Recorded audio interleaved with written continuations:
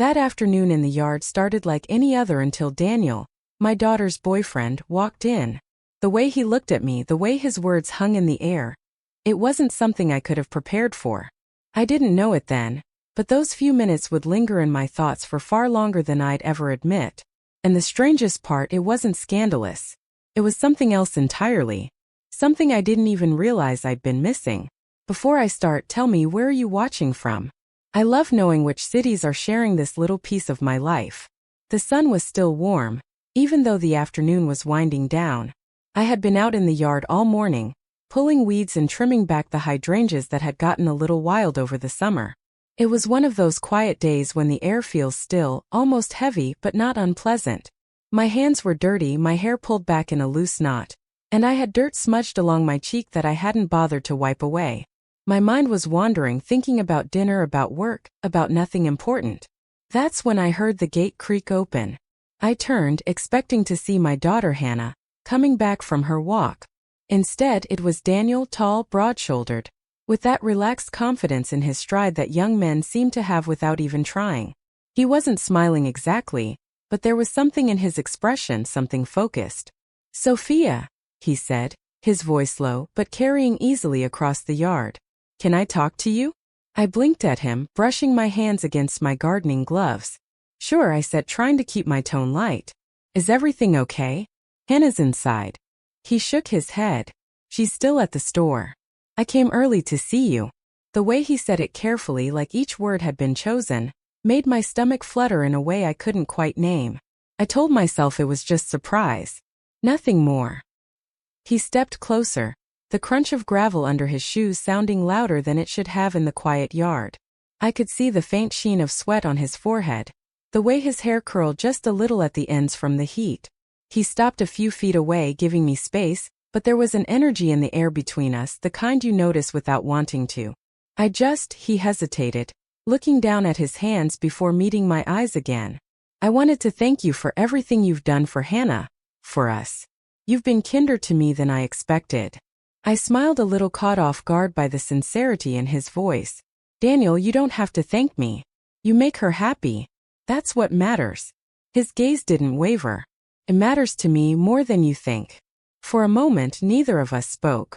The late afternoon sun filtered through the leaves, casting shifting patterns of light across his face. I could hear a lawnmower in the distance, the faint hum of bees around the flowers. My heart was beating faster than it should have. I cleared my throat, trying to shift the mood. "Well, I suppose I should offer you some water. You look like you've been walking in the heat." He nodded, but there was a softness in his smile now. "I'd like that." We walked toward the porch, and I was hyper-aware of the small details, the sound of his steps matching mine, the way he slowed slightly to stay beside me. Inside, I poured 2 glasses of water and set one in front of him. He took it, his fingers brushing mine just lightly enough that I wondered if it was on purpose. My breath caught for the briefest second. We sat at the small table by the window. The air at his side was cooler, but the silence between us felt warmer, heavier somehow. "You know," he said slowly, "Hannah talks about you a lot. She says you're the strongest person she knows." That pulled me back a little. "She says that." He nodded.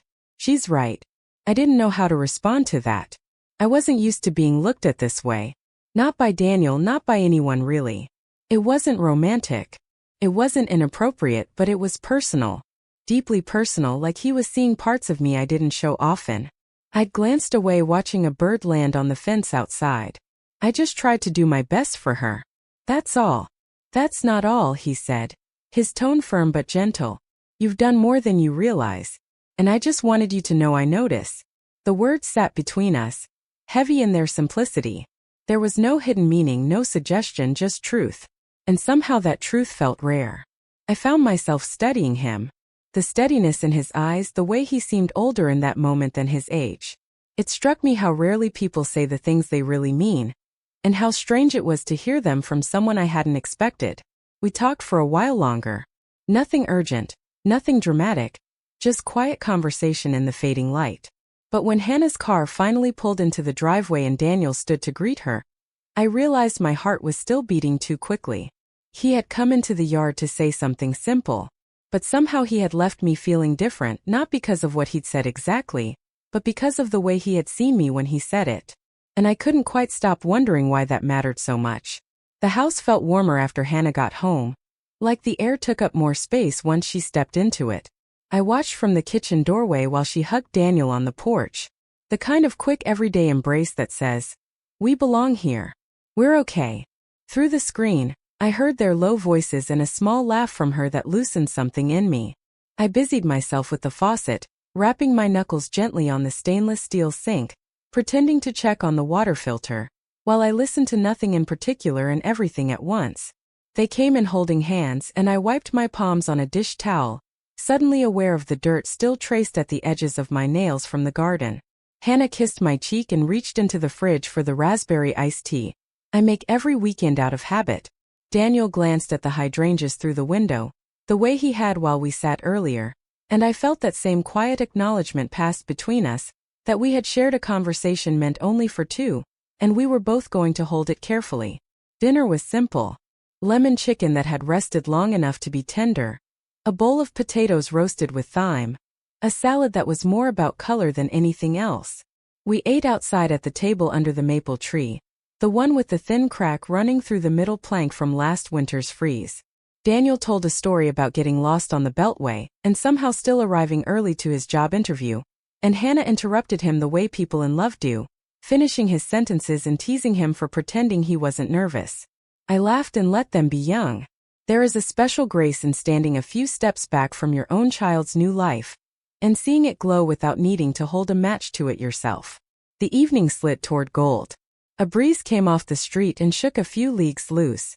They spiraled and skittered across the patio stones like the opening notes of something I didn't recognize yet. Every now and then Daniel's gaze met mine for a heartbeat. Nothing dramatic, simply a steady line that said, "I heard you earlier and I meant what I said." I found myself sitting a bit straighter, the way you do when someone tells you they see you doing your best. After we cleared the plates, Hannah realized she had left a bag at her friend's place. "It's just across town," she said. "Already halfway to the gate. I'll be back in half an hour. Don't wait for me to start the movie." She hesitated, looking between me and Daniel with a conspirator's smile. "Try not to talk too much about me while I'm gone. We'll keep it boring," I said, and she blew me a kiss that didn't quite land before she jogged down the path, ponytail bouncing.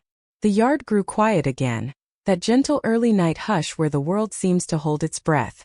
A street light flickered on in the corner by the fence. It had been inconsistent since spring, and every few days I told myself I'd call someone about it. I started gathering the glasses, but Daniel stood and reached for them first. "Let me," he said. "You cooked." We moved together, not in step exactly but in a shared rhythm. Me rinsing, him drying, me stacking, him carrying. When the last dish was set upside down on the rack, we paused without planning to, each of us leaning back on the edge of the counter like we'd arrived at the same resting place. "Thank you for earlier," I said. It came out quiet, but it didn't feel small. For saying those things. I think I needed to hear them more than I realized. He nodded. "I meant them." There was no flourish in it. No softening around the edges, just truth again. He swallowed, then looked toward the window, where the street light failed once more, fluttered, then settled. "Can I ask you something a little more?" I felt my shoulders pull back, not in alarm but in attention. "Go ahead." He moved to the porch door, held it open in suggestion, and we stepped out into the thickening dusk.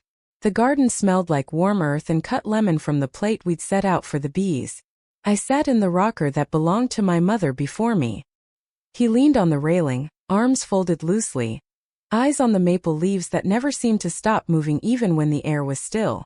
"My mother," he began, and his voice had that carefulness again, the kind that makes you straighten your breathing to listen properly. "She's in Ohio. We were close when I was younger. After my parents split, it was complicated. She did her best. I didn't always make it easy." He gave a quick, rueful smile that didn't ask to be pied. "We talk, but not the way we used to. I think I miss being somebody's responsibility, if that makes sense. The way you miss the weight of a coat in winter after you've put it away in spring." It landed in me differently than I expected, like a soft knock on a door I hadn't opened in a while. "It makes perfect sense," I said. "There's a kind of love that feels like a floor under your feet. When it gets quieter, you're still standing," but he noticed the echo. He looked at me then directly, and there was nothing romantic in it. Nothing that asked for anything but honesty. I wanted you to know that when I say you've been kind to me, that's what I mean. You've been a floor. His voice thickened slightly. And I wanted to ask if you trust me with something important about Hannah. A ripple went through me. Protective, yes, but not defensive. It was the feeling I had when Hannah started driving. Fear and pride wrapped together. Go on. He turned the small ring on his finger. One of those simple bands men wear when they're not ready for anything more symbol heavy. I want to ask her to move in with me by fall. We've talked about the future, but I don't want to rush her or make it about convenience. I want it to mean that I'm choosing a life with her. I've been saving for a place that isn't just a starter with blank walls and cheap blinds. I want space for her art and a porch where you can sit and actually hear the rain. He exhaled. I guess I'm asking for your blessing or your advice. Maybe both. The words surprised me in the gentlest way a surprise can. My first impulse was to scan for red flags, to interrogate timelines, to take out a mental measuring tape, and see if his idea fit the sensible shape I thought her life should have. But a different part of me, the part that remembered him drying dishes beside me, and not trying to turn gratitude into performance, leaned forward and felt something unclench. You don't need my permission, I said, and I meant it in the most liberating sense for both of us. But I appreciate that you want my blessing. That tells me you understand she comes from a web of people who love her, not a vacuum. He waited. I let the quiet stretch long enough that my answer would carry weight. I think moving in together is a big step. I tasted each word before offering it. It's not just sharing a closet and a calendar. It's deciding whose hurt matters on a Tuesday night, and whose joy you prioritize on a Saturday morning. It's seeing the unflattering angles of each other's moods, and not using them as weapons later. He nodded, eyes on the porch floorboards, a student taking notes with his spine. But, I said, feeling a small smile spread like the first sweep of sun through blinds. I've watched the way you help Hannah carry the heavy grocery bags without making a show of it. I've watched you apologize for being late without layering on excuses. I've watched you listen when she talks about something that means everything to her and nothing to you. And I've watched you remember it anyway.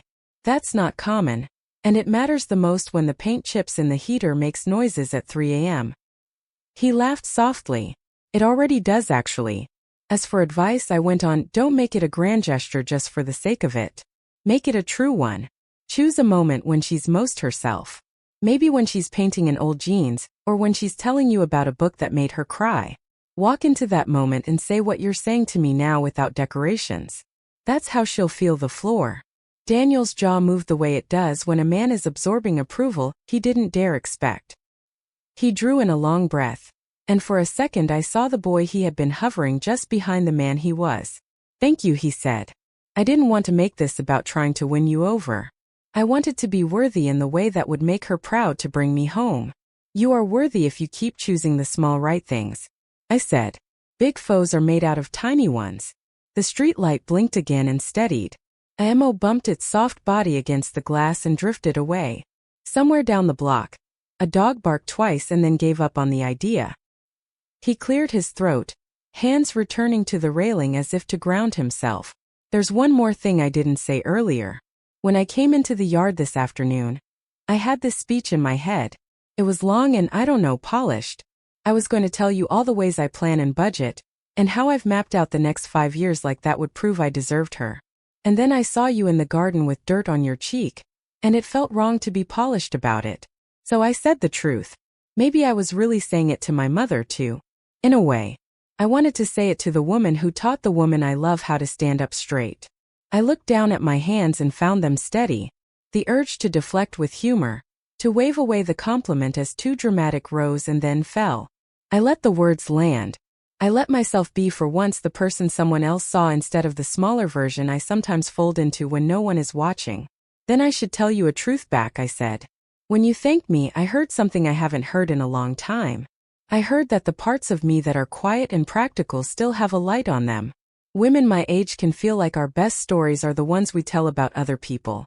Today, he reminded me I'm still a main character in my own. He looked like he wanted to step closer, but he didn't. The restraint wasn't distance. It was respect, the kind that keeps the room open instead of shrinking it with need. I'm glad, he said. You should be a main character. You are. We sat with that for a while, not needing to fill the silence. The evening settled into its night close. I remembered to breathe in the smell of the basil pot, lemon and pepper and green. A car turned onto our street and rolled slowly past, headlights fanning over the fence posts like a hand brushing along a piano. Finally I stood. "Let's fix that light before Hannah gets back," I said, partly to break the spell, and partly because solving something ordinary together felt like the right coda. He followed me to the old tool cabinet, and we found the wire connectors and the ladder with one wobbly leg. We both knew to avoid. He held the base steady while I climbed the few steps, my feet recognizing the places to trust. Together we tightened the loose casing, replaced the bulb for good measure, and flipped the switch. The yard brightened, not harsh but certain. When I climbed down, we looked up at our small accomplishment like people do when they've made order of something that didn't matter to anyone but them. "There," I said. "Proof you can build a home at least 1 square foot at a time." He grinned, relieved. "We'll start with the porch light and work our way up." We were still smiling when Hannah's car pulled into the driveway and she stepped out with a cheerful, "What did I miss?" She noticed the new brightness immediately. "Oh, did the light finally decide to behave?" "Your mother coaxed it back to life," Daniel said, and he didn't look at me for credit. He looked at her with the kind of admiration that makes a person taller. I was just the assistant. Hannah kissed him quick and playful, then limped her arm through mine as we walked inside. "Good," she said. "We'll need it. There's a storm rolling in tomorrow." Later, after they were curled up on the couch debating movies and laughing at their own indecision, I stood at the sink again with my hands in warm, soapy water. I watched their reflection in the window, 2 figures close enough to be one shape, pulling each other gently into the kind of future that can start on a Tuesday night without anyone noticing except the people who matter. Daniel caught my eye over Hannah's shoulder and gave the smallest nod, a promise to do the small right things. I returned it, a promise of my own to see him clearly when he tried, and to hold both of them with the steadiness they deserved. If you had asked me that morning what I thought would change by nightfall, I would have said nothing. The yard would need weeding again by the weekend. The cracked plank would still be cracked. The light would still be fickle. But now the light held. And something in me held too, not in a bracing way, but in the way a door holds when it's finally hung on level hinges, able to open and close without noise, able to welcome or keep out as needed, able to stand somewhere in the middle for a minute, and feel the air of both rooms at once. What Daniel said when he first walked into the yard was simple. "Thank you. I notice you matter." It took me until this moment, hands in the sink and rain, beginning somewhere far off like an idea, to realize those were the words I needed to say to myself. And the only way to say them honestly was to live like they were.